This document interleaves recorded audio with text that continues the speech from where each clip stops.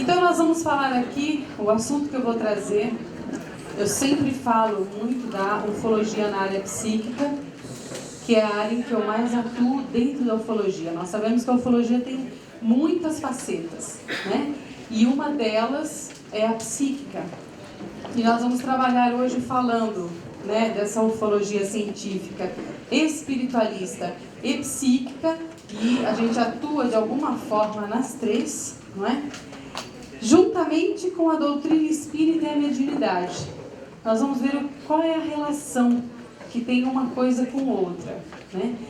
Nós sabemos que os contatos acontecem, a maior parte, de uma forma mediúnica, através da nossa glândula pineal, através do nosso cardíaco, que recebem toda essa energia dos pulsos mediúnicos, e daí acontecem os contatos e muitas coisas mais que eu vou abordar sobre isso.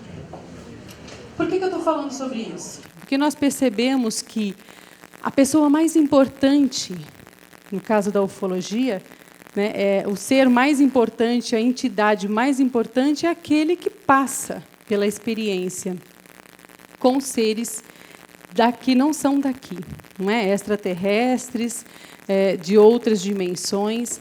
E aí nós acabamos caindo em alguns estudos muito interessantes, porque a doutrina espírita, além de religião, ela também é uma filosofia e também ela é uma ciência. Hoje nós temos muitos cientistas trabalhando dentro da doutrina espírita, estudando sobre o fenômeno mediúnico. E isso é muito importante para nós, porque a ciência colaborando junto também nos processos ufológicos. E isso sem que eles saibam, né? Eles estão, na verdade, fazendo um trabalho relacionado à mediunidade e que, para nós, acaba encontrando aí um elo de ligação do que acontece nesse meio. Eu vou falar sobre 3 assuntos básicos aqui. Eu vou falar, então, sobre o que acontece na doutrina espírita, que fala sobre seres de outros planetas. Depois eu vou falar da parte já da mediunidade, né? O que a mediunidade tem a ver com a ufologia e o contato. E também vou falar da presença desses seres dentro da doutrina espírita, dentro dos centros, não só espíritas, mas espiritualistas também. Então, essa vai ser a nossa conversa. Bom, Allan Kardec, que codificou o Livro dos Espíritos, ele fala, né, abertamente sobre ufologia. E ele começou a falar em 1857. Na verdade, foi a primeira doutrina que falou abertamente sobre o assunto. A doutrina espírita, quando começou a falar muito sobre outros mundos e outros povos, ela falou que existe, mas hoje a doutrina espírita não fala muito sobre a visita dos extraterrestres no planeta Terra. Ainda eles estão começando esse estudo, né? O estudo que nós já fazemos aqui há um bom tempo. Hoje é que eles estão começando a estudar, por quê? Porque eles percebem que tem alguma coisa acontecendo e eles precisam se atualizar também, entender o processo. Muitos espíritas chegam até nós para falar, tem alguma coisa estranha acontecendo no meu centro. E eu não sei bem o que é, uns seres diferentes. Primeiro a gente achou que era um obsessor, né? Que era alguém do umbral, que começou a vir umas caras muito estranhas, muito anormais, não é? Depois a gente sentiu que não, que eles têm uma energia muito doce, né? São muito inteligentes e que, de alguma forma, eles querem participar desse processo. Então, é interessante porque a própria federação eles já estão estudando nas escolas, porque talvez a gente tenha mais resistência ainda, a gente encontra muita resistência, mas nas escolas eles começam a falar sobre isso, né? O próprio Gevaer já foi convidado a dar uma entrevista na Federação Espírita para falar sobre os casos de ufologia que ocorrem aqui e no mundo inteiro.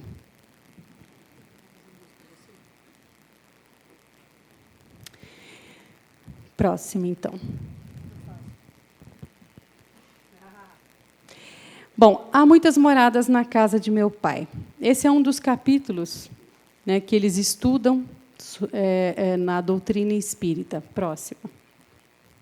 Então, no Livro dos Espíritos, eles têm lá, da pergunta 55 à pergunta 58, fala sobre vidas em muitos planetas, planetas muito diferentes do nosso, povos muito diferentes dos nossos, e com um único propósito: evolução.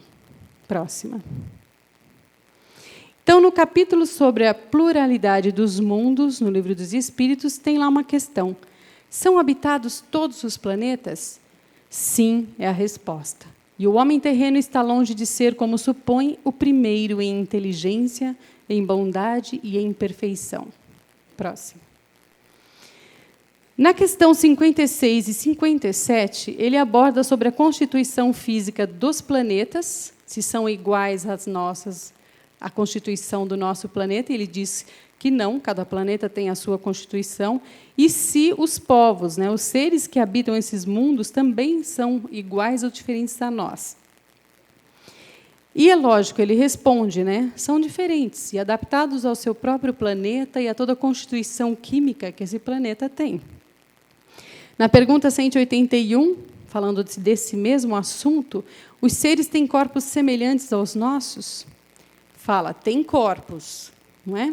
Porque o espírito precisa estar revestido de matéria para atuar sobre a matéria. Esse envoltório, porém, é mais ou menos material, conforme o grau de pureza a que chegaram os espíritos. Então, você vê que aí ele já fala da evolução, de seres que estão tanto abaixo de nós, quanto acima de nós. Que nós temos o perispírito, hoje isso já foi falado até pelo Inajá, porém, o corpo que constitui, ele vai depender muito. Quanto mais evoluído em consciência e em ética, mais leve é esse corpo material. O nosso corpo é um dos mais densos que existe em toda, se a gente for fazer toda a história da evolução, nós estamos ainda lá embaixo. A gente não está aqui porque é bonzinho, vocês podem ter certeza. Nós somos todos meio estragadinhos. Essa que é a verdade. Próxima. E a gente vê relatos dentro da doutrina espírita muito interessantes sobre seres de outros planetas. Então, a humanidade de Saturno, num livro escrito em 1935, Cartas de uma Morta, que Chico Xavier psicografou, que fala, é a mãe dele que está falando na verdade, e pelo Espírito Maria João de Deus. Ela conta sobre a humanidade de Saturno com as características que ela vê. Próxima. A humanidade de Marte, nós vemos em vários livros. Ramatiz, que é um dos que também fala da vida extraterrestre, fala sobre Marte.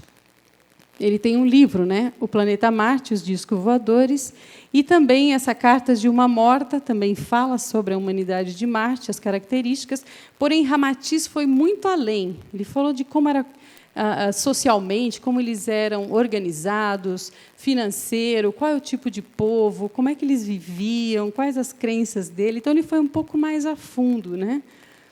E também num livro chinês chamado Shanhai Xing, que ele nos fala de uma raça humana de asas denominada Miao, por volta de 2400 a.C., eles já falavam sobre esses seres de Marte.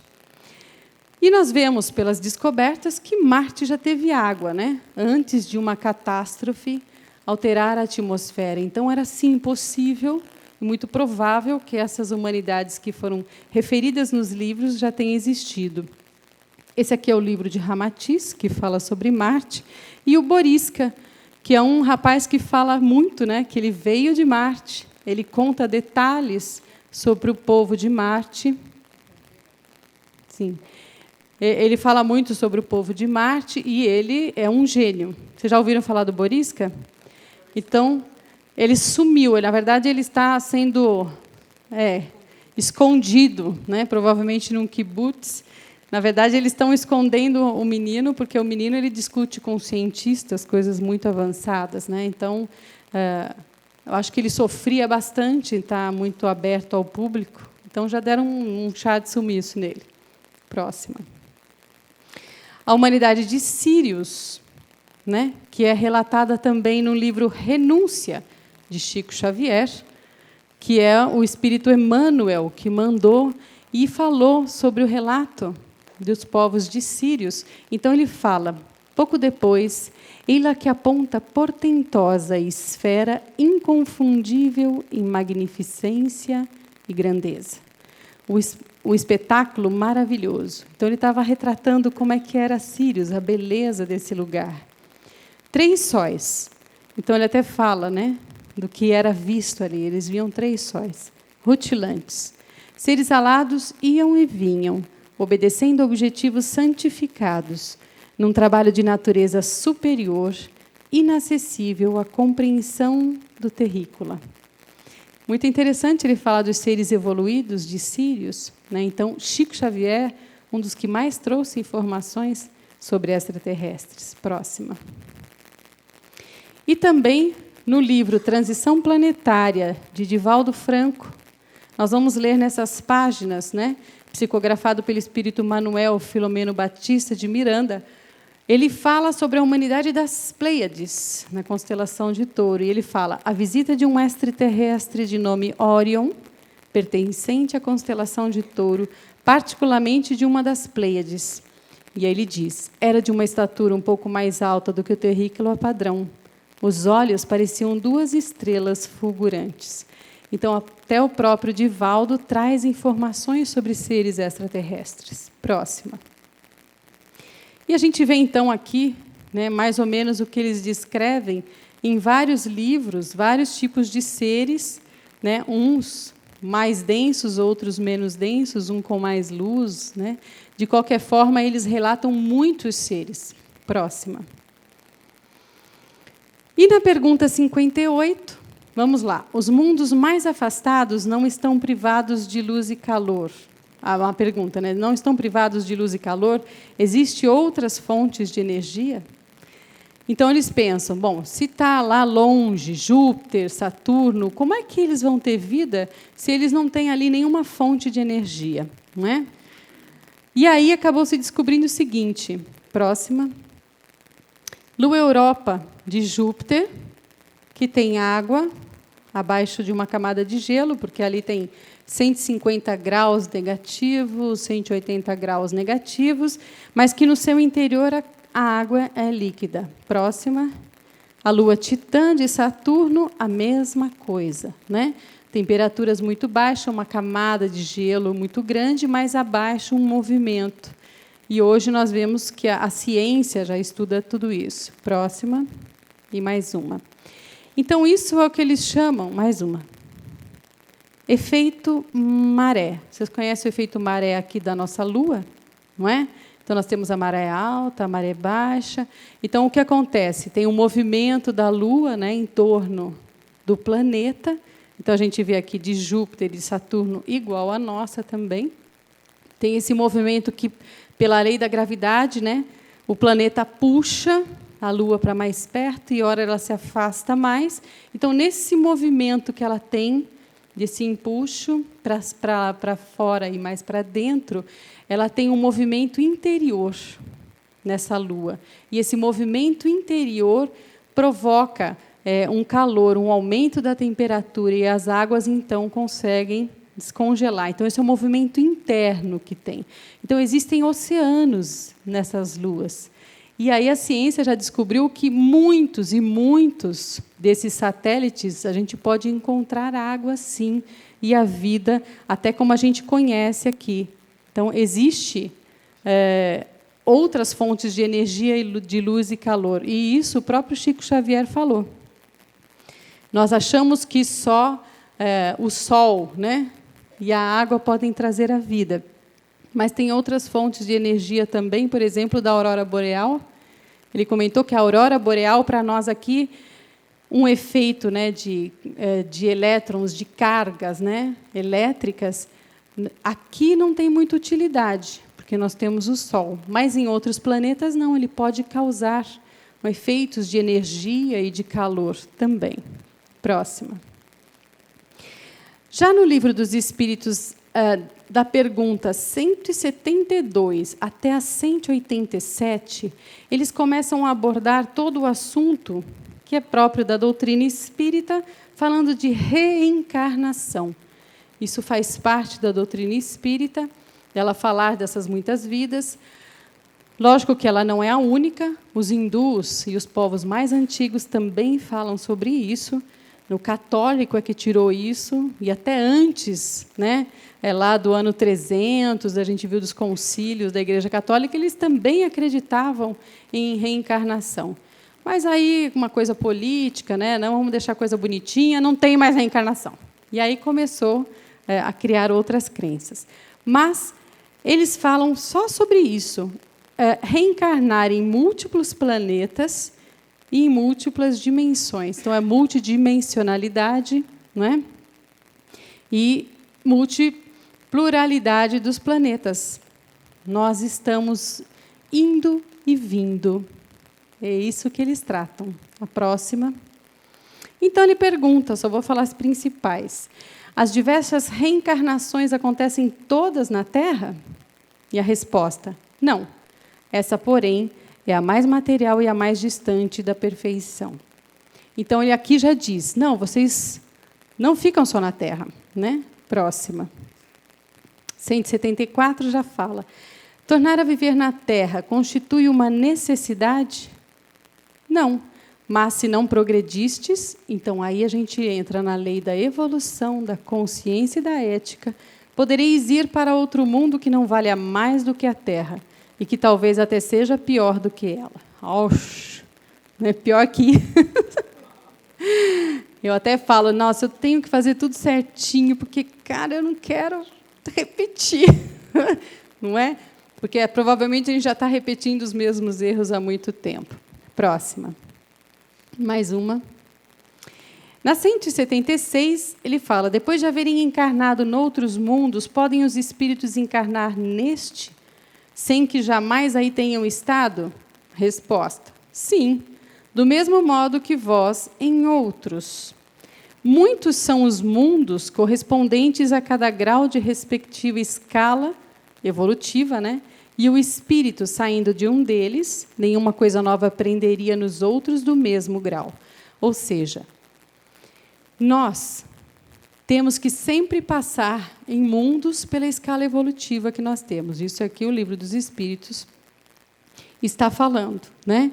Então, a gente pode nunca ter estado aqui. Quem é que sente saudade de algum lugar mesmo? Levanta a mãozinha. Eu sinto saudade não sei do quê. Né? Nem de onde, mas não é aqui que eu quero ficar, não é assim? Então, a gente tem, sim, saudades de muita coisa, porque a gente já viveu muitas coisas em outros locais. E, dependendo de se aquilo foi um momento muito forte dentro de nós, de grande paz interior, ou de alguma lembrança muito boa, é lógico que isso vai fazer com que exista uma pulsão para voltarmos àquele lugar. E a gente, como veio assim, meio assim, tipo... Vocês conhecem a lei da afinidade, né? A gente, aquilo que eu falei, nós não estamos aqui porque nós somos bonzinhos. Nós estamos aqui porque, de alguma forma, nós estamos precisando desse grau de aprendizado. Né? A gente sempre acha, não, eu vim para cá porque os ETs me mandaram em missão. Todo mundo acha que tem uma missão, e é porque eu sou maravilhoso, eu devo ter alguma missão. Né? Isso é um ledo engano. Com certeza, poucos são os que estão aqui na condição de uma missão. Então, vamos colocar aí seres importantes. Se vocês se acharem um deles, vamos lá, quem sabe. Né? Mas Gandhi, por exemplo, né? Chico Xavier, Madre Teresa de Calcutá, cada um com uma missão diferente, porém, olha só o nível que essa pessoa tem que ter para poder executar uma tarefa do porte que eles executaram. Então, a gente, né, não está ainda lá. Próxima. Próxima. E também os espíritas falam muito de seres que já viveram em outros planetas. Isso é bem interessante. Mozart, por exemplo, viveu em Júpiter. Né? E veio para cá, sim, em missão. Não por uma questão de consciência, não porque ele era bonzinho, porque ele era, nossa, desregrado até umas horas. doidão de pedra, mas para trazer a beleza da arte. E a arte tem a sua função, inclusive psíquica e espiritual, de muita grandeza, e os seres extraterrestres sabem disso. E Mozart veio para cá com essa intenção. Capella, por exemplo, enviou milhões de espíritos para a Terra há milênios. Então, eles também falam dos espíritos que vieram para cá de uma outra estrela próxima. Já na 182, ele fala: é-nos possível conhecer exatamente o estado físico e moral dos diferentes mundos? E a resposta: à medida que o espírito se purifica, o corpo que o reveste se aproxima igualmente da natureza espírita. Aquilo que eu comentei, vai ficando cada vez mais sutil, né? A vibração é tão alta que o corpo já começa a sumir das nossas vistas, que só enxergam 5% das ondas conhecidas do espectro, né, da visão. A gente vê muito pouco. Então, a gente começa a não enxergar mais os seres que são muito evoluídos. E, na questão 184, ele fala: tem o espírito a faculdade de escolher o mundo onde passe a habitar? Nem sempre. A acessibilidade dos mundos para os espíritos depende do grau de elevação destes. Então, sempre obedecendo a uma lei de vibração, né? Se você pensa que é um anjo e sai detonando seu marido, seu esposo, seu filho, né? Você vai ver que não é bem isso. Você não consegue estar e escolher. Não, agora, deixa eu ver, agora eu quero ir para Arcturus, né? Agora eu quero ir para as Pleiades. Então, a gente ainda não tem essa condição. Próxima. Ultraterrestre, que hoje até o Inajar falou bastante, né? Pedro de Campos, ontem, né, também comentou sobre isso. Ele fala no livro UFO, Fenômeno do Contato, sobre materialização através da teleplastia. Então, é interessante porque Pedro de Campos também recebeu essas informações, né, de um espírito. E ele fala que seres que são muito além, que estão muito evoluídos, como é que eles se materializam para a gente enxergá-los na nossa pequenez, né? Então, eles chamam de partículas-tronco, materializando o corpo ultrafísico, e a nave é uma câmara de metamorfose por curto período de tempo. Nós sempre falamos que a Sheliana ela faz isso, é como se ela fizesse uma cópia do próprio corpo para que ela possa ser reconhecida no nível em que nós conseguimos fazer leitura. No mundo espiritual, quando a gente fala em multidimensões, a gente sempre fala sobre rebaixamento de energia. Como é que nós, réis mortais, conseguiríamos ter acesso a energias extremamente superiores a nós? Então, existe um processo de rebaixar a sua energia para que ela consiga chegar e ser interpretada pelo cérebro humano através de neuroquímicas, de sinais neuroquímicos, não é? Então, essa é uma forma, através de partículas-tronco. Próxima.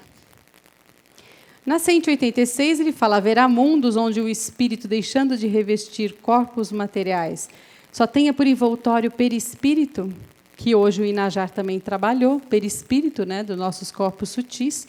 Então, ele responde: e mesmo esse envoltório se torna tão etéreo que para vós é como se... Volta, Mônica.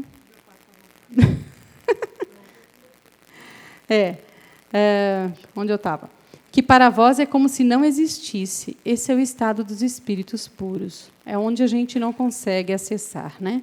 Passando de um mundo a outro, o espírito se reveste da matéria própria desse. Então, é lógico que, se nós formos para um planeta de Zeta Retículos, nós vamos ter os corpos bem parecidos. Inclusive, tem situações de pessoas que têm projeções, que são abduzidas. Tem um caso, né, de uma senhora, né, que ela já se viu em projeção, que, quando ela está dentro da nave, ela se vê como um Grey, e ela acha muito esquisito. E aí eles falam: olha, nós estamos tendo um problema na propulsão da nave e gostaríamos que a senhora resolvesse. Aí ela fala assim: hã? Né? Como assim? Eu não sei fazer nada disso, meu negócio é outro, né? Acho que ela é médica, se não me engano. Aí, de repente, ela tem noção de que alguma coisa ela pode fazer. Então, ela vai até a nave, até o comando da nave, consegue resolver o problema deles e resolve e volta. Então, vocês imaginem só como é maluco esse mundo, né? Próxima. Ramatiz, um ser que viveu aqui no século X, né, da era cristã, e Ramatiz fala muito de extraterrestre. É lógico que tem vários médiuns que hoje canalizam Ramatiz, muitos da área esotérica ou da área espiritualista, tendo algumas divergências entre eles, mas Ramatiz, como é muito aberto, ele permite com que médiuns bem diferentes acessem informações bem diferentes também. Uns falam que é da Indochina, outros falam que ele é hindu, mas não importa muito. Importa que ele fala que a maior parte dos grandes progressos tecnológicos e científicos verificados na história ocorreu por influência de culturas extraterrestres e aponta a intervenção genética dessas culturas na formação de raças terrestres. Então, nós vemos aí o mundo espiritual se manifestando, seres desencarnados falando sobre extraterrestres encarnados. Próxima. E o nosso querido Chico, uma das pessoas que divulgou muito a ufologia, e, infelizmente, ele não está mais entre nós, mas colaborou bastante para falar sobre ufologia. No programa Pinga Fogo, alguém já ouviu esses programas? Em 71, eu era um bebê, mas fala que se em 50 anos, isso quer dizer que é 2021, mais ou menos, né? Não entrarmos em guerra, e ele fala muito sobre a energia atômica, conseguiremos o contato com seres extraterrestres e descobertas a partir da Lua, onde construiremos uma cidade estufa de vidro como pontos de apoio. E também continua falando, na Lua e em Marte existem bases que não são nossas. E nós já vimos isso. Ele falou isso em 71 e tinham ido para a Lua em 69, não é assim? Então, hoje, a ciência já descobriu que tem bases, né, pelo menos os estudos ufológicos descobrem isso. Próxima. E Chico, então, falou para Geraldo Lemos, que ele chama de Geraldinho, sobre um contato extraterrestre que ele teve, né, que vocês viram. Então, ele falou de um contato com seres altos, de 3 metros de altura e esquelético. E ele ficou com muito medo desses seres, né? E ele, então, falou com Emmanuel. Emmanuel me protege, começou a rezar, né? E eu até falo isso no livro. E aí ele fala, segundo Emmanuel, eles somente não fazem mais porque nosso Senhor Jesus estabeleceu normas e guardiães para proteger a humanidade terrestre, né? Ainda tão ignorante quanto as realidades siderais em sua infância planetária. Então, ele está falando que a maior parte da humanidade é ignorante do assunto. Então, meu filho, asseverou Chico, se você avistar alguma entidade com as características que eu lhe dei, 3 metros de altura e corpo humanoide esquelético, corra, Geraldinho, pernas para que te quero. Aí diz que ele morreu de rir, se esborrachou de dar risada, né? Porque isso aconteceu numa estrada às 3 horas da manhã. E aí, Geraldinho falou, mas e os seres bons? Não tem nenhum ser bom? Aí a próxima. Próxima. Esses aqui são os seres que ele falou, né? De 3 metros de altura. Próxima. Ah, são magníficos, dos seres bons. O que eu conheci são criaturas de muito baixa estatura, cerca de 1 metro apenas. São grandes inteligências e, por isso mesmo, têm uma cabeça de tamanho avantajado. Já lembrou quem é, né? Em relação a nós. Com grandes olhos amendoados e meigos. Olha a visão dele, do contato que ele teve. São de uma bondade extraordinária e protegem a civilização terrena, assumindo um compromisso com Jesus de nos guiar para o bem. Um dia, Geraldinho, que não vai longe, eles terão permissão do Cristo para se apresentarem a nós à luz do dia, trazendo-nos avanços tecnológicos, médicos e científicos nunca dantes imaginados. Interessante o contato que ele teve com esses seres, né? E da bondade também desses seres. Próxima. E ele sempre fala do respeito. Próxima. Que ele fala mais ou menos desses seres, que a gente conhece bem, né? E às vezes tem até um certo preconceito. Camille Flammarion. um astrônomo que morreu em 1925, ele popularizou a astronomia e ele escreveu o livro A Pluralidade dos Mundos Habitados. E ele era amigo de Kardec, o codificador da doutrina espírita. Estudava no mesmo grupo que Kardec, eram muito amigos. E diz que o assunto que Kardec mais gostava era de falar dos outros mundos, sobre outros povos. Próxima. E ele fala, então, nesse livro, Narrações do Infinito, que é um livro que ele fala sobre seres arbóreos, né, que ele viu, que ele chama de Theta Orionis, de Orion, e isso ele falou em 1872, né, usando até o termo ultraterrestre, no capítulo 5, que ele fala muito desses seres ultraterrestres, que são seres de muita luz, porém encarnados. E ele é uma das pessoas que mais popularizou as civilizações extraterrestres, porque ele tinha projeções muito lúcidas, e ele visitava esses planetas e ia descrevendo. Interessante, né? Próxima. E agora, nós vemos que nessas moradas, e muitas moradas na casa de meu pai, que é um termo que Jesus utilizou, e a doutrina espírita se utiliza disso para falar dos outros mundos, eles estão agindo aqui. Próxima. Nos centros espiritualistas e espíritas e tantos outros, Umbanda trabalha bastante, né? Que já entra na nossa ufologia espiritualista, que aqui a Casa do Consolador também trabalha, não só, mas também. Baseia-se na mediunidade, que eu falei para vocês, né? Através dos contatados e abduzidos. Tem os contatos extrafísicos e um meio de contato, né, que nós temos com civilizações externas, através da mediunidade. Próxima. Então, esses contatos extrafísicos, né, que têm as suas manifestações nos centros, eles trabalham muito oferecendo curas energéticas. Eles também oferecem terapias diferenciadas. O reiki aqui na casa entrou, e também o xamanismo entrou na casa, porque a Sheliana comentou que isso tem muito a ver com a terapia delas.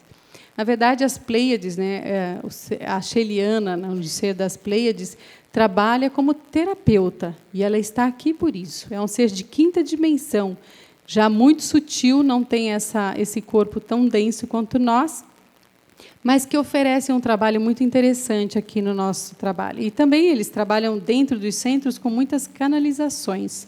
Aqui na Umbanda, nós vemos muitas manifestações dos nossos pretos velhos, né, que a gente tem, e de tantas outras entidades da Umbanda. Nós vemos que, na verdade, são só uma casca, que eles se travestem ali, colocam uma cara de preto velho, mas que ele é um extraterrestre muito antigo, que tem uma sabedoria imensa, e que vem aqui para trazer consciência, que, inclusive, é a proposta da casa, de não ser uma Umbanda ritualística, e nem que eu venha aqui para procurar emprego, mas que eu venha entender por que é que eu tenho sempre falta de emprego, o que é bem diferente.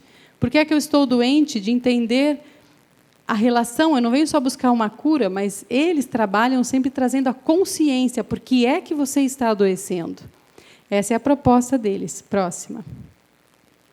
Então, a presença deles, de modo geral, né, eles não têm religião, mas todos creem em Deus, com diferentes denominações. E isso é muito interessante, né? Acreditar em Deus. Eles têm um respeito absoluto a Jesus, que eles chamam de Sananda. Vocês viram Chico falando sempre de Jesus com os extraterrestres, né?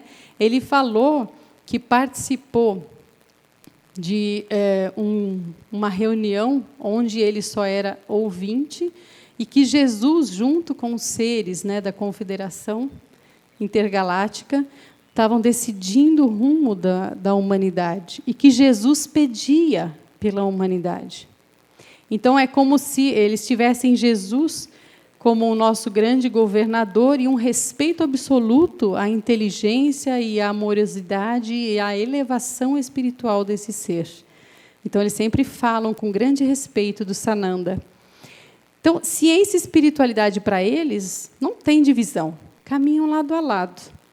E eles trabalham em conjunto com os desencarnados. Então, a Sheliana trabalha muito bem com o doutor espanhol, que é um humano da órbita terrestre desencarnado, né? Para eles falam, para nós não existe divisão, vocês é que dividem tudo. Para a gente não existe essa diferença, nós estamos todos unidos pelo mesmo objetivo. Próxima. Procuram atuar junto aos terrícolas para expandir a sua consciência. Buscam auxiliar na cura como meio de nos ajudar a vencer a barreira da dor como forma de evolução. E isso aqui é uma das grandes crenças e paradigmas da humanidade, achar que precisamos de dor e de doença para conseguir evoluir. E eles vêm dizer que nós não precisamos sofrer. Sofremos porque temos comportamentos inadequados. É uma forma do nosso corpo gritar: tem algo errado, pensa diferente, sente diferente, faz diferente, pelo amor de Deus. Né? E eles tentam, então, ensinar isso para a gente. Não costumam ter apenas um médium, ou seja, a Sheliana trabalha comigo, trabalha com a Mônica, trabalha com qualquer um que queira. É um pouco diferente dos espíritas, que tem muito o médium, né? Está mais ligado até por uma sintonia vibratória, né? Como é o caso da Mônica com o doutor Espanhol, mas eles não. Eles já trabalham com quem estiver disponível. E tem mais, se você não quiser, ele fala, tá bom, muito obrigada, valeu, ele vai buscar outro para conseguir continuar seu trabalho. E eles também trabalham por essa sintonia vibratória, né? Lógico, tem que ter um mínimo de sintonia. Próxima. O trabalho na Casa do Consolador é de cirurgias transdimensionais, que nós chamamos, com seres de quinta dimensão, e de diversas origens estelares. Nós temos vários médiums trabalhando com seres diferentes aqui na casa, nessas cirurgias. E a cura que eles fazem é no nível atômico, eles trabalham de uma forma diferenciada, aumentando um quanto energético que eles falam. E também despertando a consciência cósmica do ser. Eles sempre atuam nas duas áreas. Próxima. Eles só operam, eles não atendem ninguém. O trabalho deles é só cirurgia. Quem atende são outros mentores, né, de preferências orientais. Alteram parâmetros da doença e não necessariamente os órgãos físicos. Então, a gente viu um caso aqui de cura de uma pessoa que tinha atrofia nos rins, né, e que, por isso, ele não conseguia filtrar. E, nessa falta de filtragem, ele tinha a ureia dele e a creatinina super altas, não é? Que vai envenenando o nosso corpo. Por isso que ele filtra. E aí, o que a Sheliana fez? A Sheliana fez uma cirurgia, aumentando o quantum energético dessa pessoa, manipulando os elétrons e reorganizando e acelerando a vibração, porque quanto mais doente, mais lento, né, é esse átomo. E, quando ela faz essa reorganização e aceleração, ele continuou com o rim dele atrofiado, porém, quando ele fez exames, tanto a creatinina quanto a ureia já estavam super baixos. Então, eles alteram, né, todo o efeito daquela doença, né, porque ele trabalha no perispírito com aquilo ali. Energização por tempo suficiente para a pessoa buscar formas de mantê-la por mudança de comportamento. Então, ela dá uma energização, a pessoa sai assim, meia bombada, vamos dizer assim, né, de energia, mas incentivando que aquela pessoa modifique padrões de comportamento. E é lógico que, se ela não modificar, vai de novo desacelerar seus átomos e o órgão tornará a ficar doente. Próxima. Então, um caso de cura por extraterrestre muito famoso, que aconteceu em 1958, né? O Dr. Olavo Teixeira Pontes, que é um pesquisador livre, ele recebeu uma carta do jornalista brasileiro João Martins, que era da revista O Cruzeiro, né? E esse jornalista recebeu a carta de Anália Maria, sobre cura de câncer do estômago por seres de Marte, que ela mesma viu. Os seres chegando na casa daquela menina, né? Era uma família rica do Rio de Janeiro, e ele, então... Os seres falaram telepaticamente com o pai da menina, falando para eles... Né, primeiro, ele fez uma leitura do estado da menina através da mente do pai, e aí eles propuseram, através de raios, fazer um tratamento de mais de meia hora com essas luzes, e a menina curou de câncer. Então, é interessante porque eles já atuam há muito tempo nessa área. Próxima. E, por fim, a mediunidade, que é o que muito nos interessa, que é essa ufologia psíquica. Mais uma faceta que nós temos importante. Próxima. Então, nós sabemos que a abdução ou contato, que acontece ou por projeção astral ou uma abdução física também, né? Nós precisamos sempre do processo mediúnico envolvidos nisso. E qual que é a importância do autoconhecimento dentro desse processo? Então, aí entra o que a gente sempre fala, que inclusive hoje o Léo falou bastante, nós sabermos aquilo que é nosso e aquilo que não é nosso. E aí vem a responsabilidade, que até o grupo de contatados que vai se reunir no próximo sábado estuda muito, né? De conhecer os seus processos internos, quem você é, para que você saiba aquilo que vem de fora, aquilo que não lhe pertence. Não é? Então, eu vou contar aqui, a próxima, sobre as interferências da mente no processo mediúnico do contato, né, com extraterrestres. Porque nós interferimos, sim. Lembra, o Léo também falou dos filtros que nós temos. Não é? E é lógico que, se eu não estou bem, se eu não conheço quem eu sou, se eu não conheço meus processos emocionais e meus gatilhos, eu posso simplesmente me destruir com um contato desse. Se eu tiver uma mediunidade aflorada e completamente desequilibrada, eu vou causar sérios problemas, tanto físicos quanto emocionais e psíquicos. Allan Kardec, no livro dos médiuns, que eles têm um livro só sobre mediunidade, muito interessante, fala que todo o processo inteligente acontece no cérebro, auxiliado pelo movimento do chakra cardíaco, porque o cardíaco alimenta demais a pineal quando nós estamos no meio de um contato. Não é? Próxima. Para que a gente possa entender esse processo do autoconhecimento dentro da ufologia e do contato, nós temos que entender que a nossa mente, a estrutura da psique humana, ela existe apenas para a evolução. Toda a estrutura está montada para que o ser humano evolua. Essa é a grande sacada. Nós não temos a opção de pensar ou não. Isso não é uma opção. Vocês já conseguiram ficar sem pensar? Não é uma opção. E lembra o que o Léo falou hoje, que nós temos 95% de conteúdos inconscientes? Ou seja, eu não tenho acesso. Porém, toda a minha história, imaginem vocês, tudo que vocês já aprenderam em várias encarnações, em outros planetas, habilidades, tudo que você tem lá de bom e de ruim, está ali. Só que interfere nas suas decisões. 95% eu não sei o que é e por que é que eu decido. Não é assustador isso? E não é à toa que nós temos isso aqui tão grande e sem acesso. É porque nós não suportaríamos, provavelmente, saber de tudo. Se soubéssemos o que fizemos na encarnação passada, ou na outra, talvez a gente não ia suportar. Psiquicamente ia ser uma exposição muito dolorida para nós. Então, quanto menos consciência a pessoa tem, mais planos inferiores ela vai estar habitando. Então, imagine você o nível que nós estamos, 95%, nós estamos bem lá embaixo, ainda. Né? Então, aqui no Evangelho, segundo o Espiritismo, ele fala, a Terra é um mundo de expiação e provas, que eles falam de uma escala de mundos, até os espíritos puros, não é? E nós estamos ali, lá embaixo ainda. E esse inconsciente, qual é o movimento da psique humana? É trazer tudo que está no inconsciente, próxima, para a consciência. É aí que a gente fala, eu evoluí.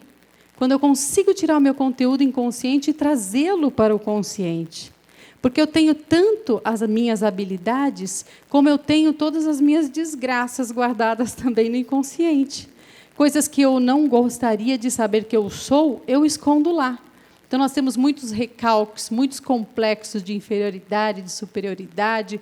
Nós temos ali coisas que nós odiaríamos saber que existe, que nós censuramos dentro de nós. Mas o inconsciente sempre vai fazer um movimento para a consciência. E isso é importante a gente entender, este movimento que ele faz. Por quê?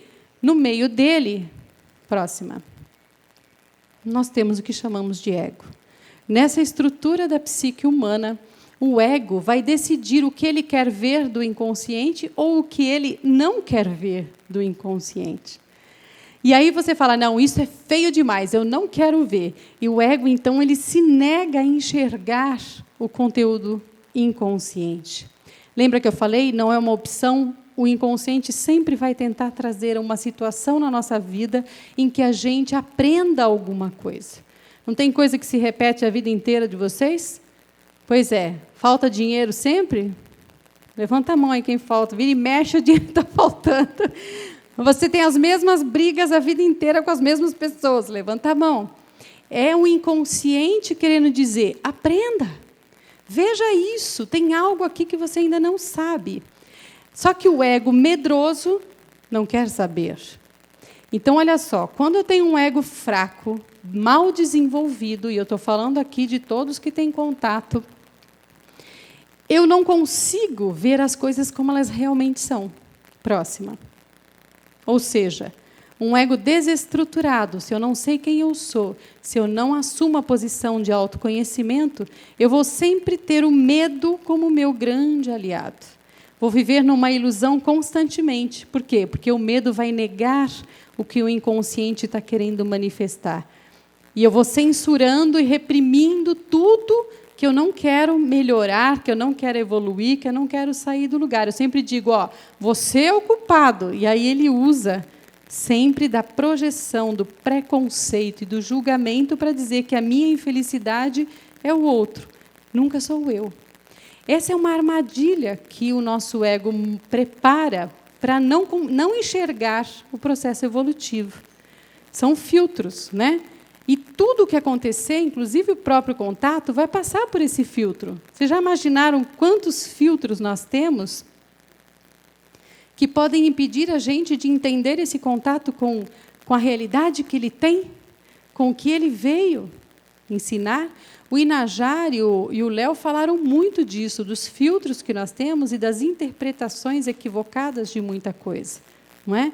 Por quê? Porque, às vezes, a gente procura ET para salvar, né? Só para salvação, ou porque ele é um demônio que vem acabar com a minha vida.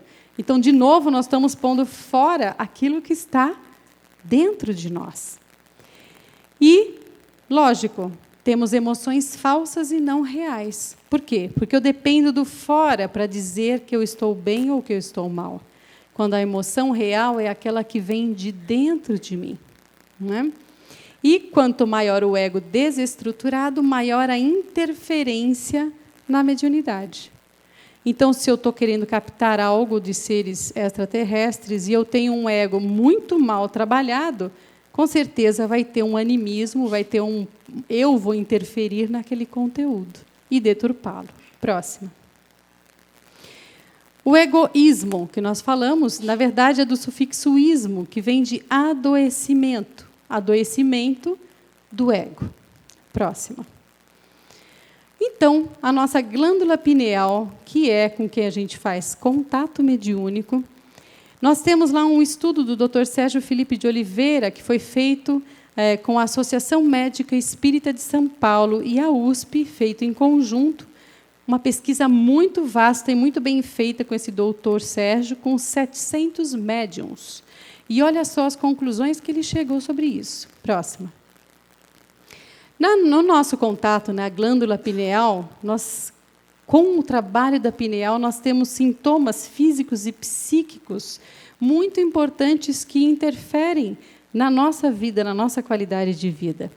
Uma pessoa que tem um pulso mediúnico, e ele fala sobre um pulso mediúnico que acontece de 90 em 90 minutos, porque nós temos uma parte alta em que a nossa pineal está captando consciências, ela se expande e capta consciências, de repente ela cai numa baixa, daqui a pouco ela sobe de novo, de 90 em 90 minutos nós temos esse pulso. Então, imagine você, quando eu estou lá com contato com outra mente, nós temos 3 fenômenos importantes. Fenômeno adrenérgico, que fala, porque enquanto estamos nesse pulso em alta, captando outras consciências, nós temos produção de adrenalina. igual ao estresse, porém não tem uma causa. O idiosincrásico, quando nós não temos nenhuma causa externa acontecendo, mas, porém, o meu corpo tem diferenças neuroquímicas. E a perda de controle. Quando eu estou aberto para outras consciências, eu perco o controle um pouco, né, daquela polícia que fica escondendo o inconsciente, e eu, em estado alterado de consciência, abro um pouco o meu inconsciente para isso. E esse é um estudo bem interessante. Por quê? Porque pode vir dali conteúdos que eu tenho que podem interferir na minha vida. Né? Próxima. Então, um abduzido que está desequilibrado, ele pode sofrer consequências desse estado.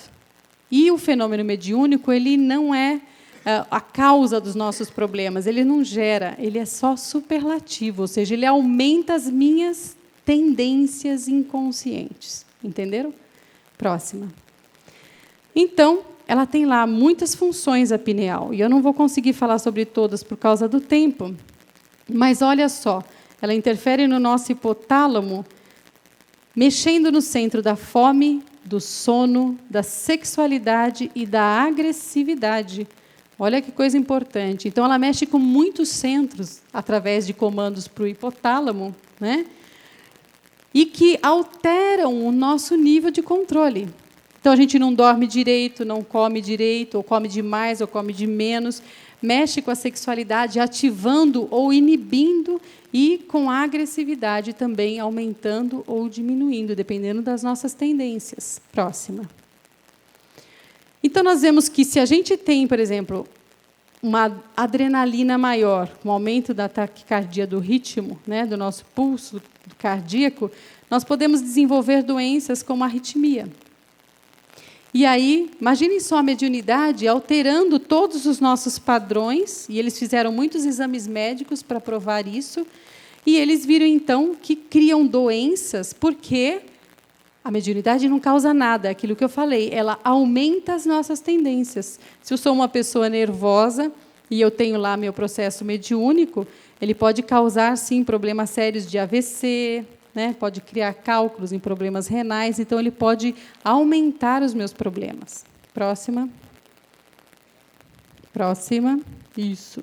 Então, aqui é um ciclo de depressão, que aumenta. Então, se eu sou um pouco depressivo, se eu estiver desequilibrado, minha mediunidade também, meu autoconhecimento raso, eu vou aumentar a minha depressão. Próxima. Próxima. Aqui é o que a gente tem que entender da via magnética, que os médiuns têm mais cristais de apatita na sua epífise, que é a sua pineal. Né? Isso é importante entender. Então, ele tem uma comunicação maior. Próxima.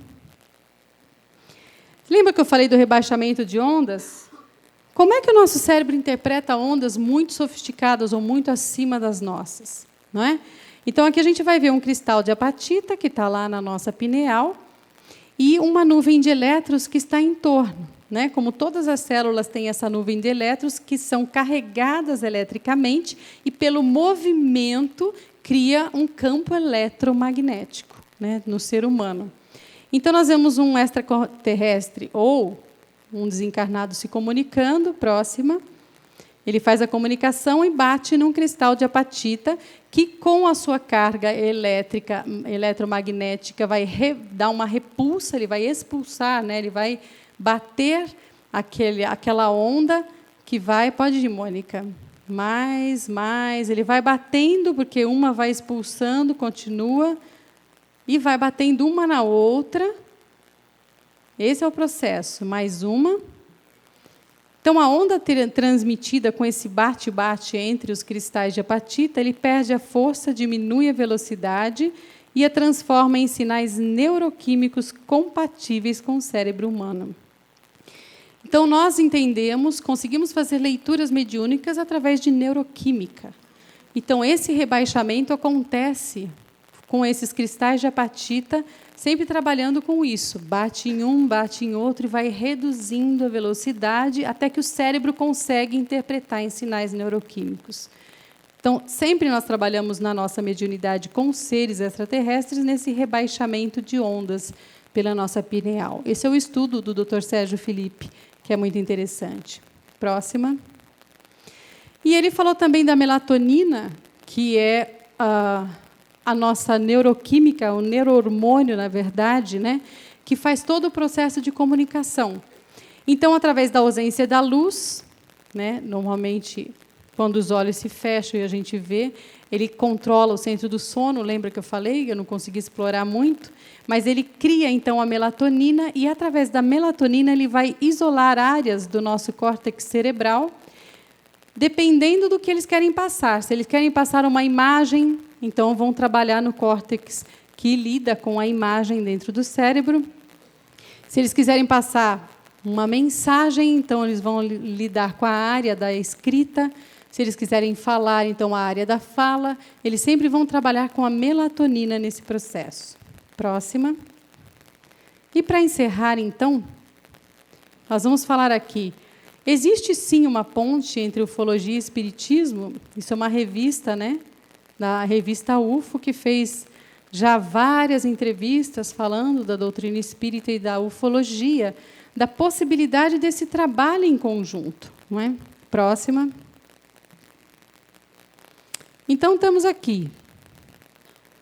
Seres extraterrestres encarnados, de vários tipos, de várias orbes, junto com os espíritos, né, terrestres, da orbe terrestre, que a gente vê aqui, Emmanuel e tantos mentores, e mais os médiuns contatados e abduzidos. Próxima.